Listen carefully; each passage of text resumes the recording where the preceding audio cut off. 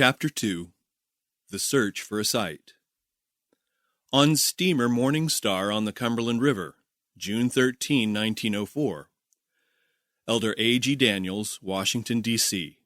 Dear Brother Daniels, we are returning from our trip up the river to look for land suitable for schoolwork. We went from Nashville to Carthage, a distance of about 170 miles by the river and 78 miles by rail. We looked at several places, but the fertile land up the river is altogether too high in price for us to think of purchasing it for school purposes. Tomorrow morning we shall reach Edgefield Junction, which is only 12 miles from Nashville. We shall stay there for the rest of the day, for we wish to visit a farm which is for sale at Madison, about 9 miles from Nashville, and 2.5 miles from the railway. It is said that this farm contains nearly 100 acres of good bottom land, more than 100 acres of second-quality agricultural land suitable for grain and fruit, and about 200 acres of pasture land. We think that it can be purchased for about $12,000. It is said that there is on it over $2,000 worth of stock and farm implements. I desire to look at this farm, and if it be the will of the Lord, I shall do so tomorrow afternoon. The farm has a roomy house, barns, and other buildings, and 2.5 miles of good stone fence. Considering its advantages, its price is less than anything else we have seen in this part of Tennessee. We should enter at once upon the establishment, in suitable places near Nashville, of a school for white people and a school for colored people. The workers in Nashville will gain influence from these working centers. The teachers in these schools can help the work in Nashville.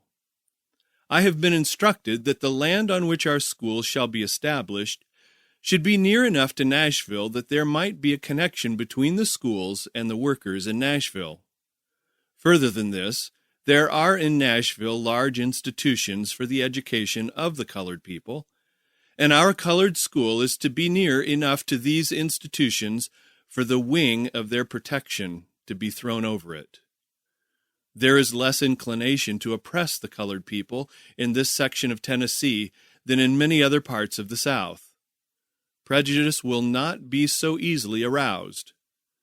The institutions that have been established for the education of the colored people are richly endowed and are in charge of white men. The presence of these institutions was one reason why Nashville was designated as the place in which the printing office was to be established. I was instructed that the work in the South should have every advantage to print and publish books, that this work might gain a standing far ahead of that which it has had in the past. Suggestions have been made by some that it might be well to sell our property in Huntsville and move the school to some other place, but I have been instructed that this suggestion had its birth in unbelief.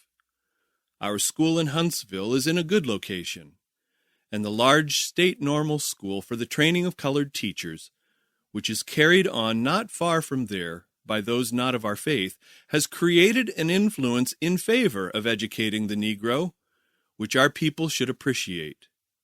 We should have in Huntsville facilities for the education of a goodly number of students.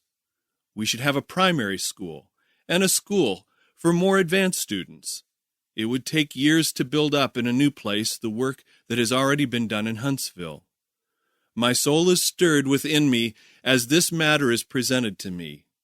I have not yet been to Huntsville, but I have an article written regarding what should be there in the future. We must plan wisely. God will go before us if we will look to Him as our counselor and our strength. We need to get away from our selfishness and begin to work for the Lord in earnest.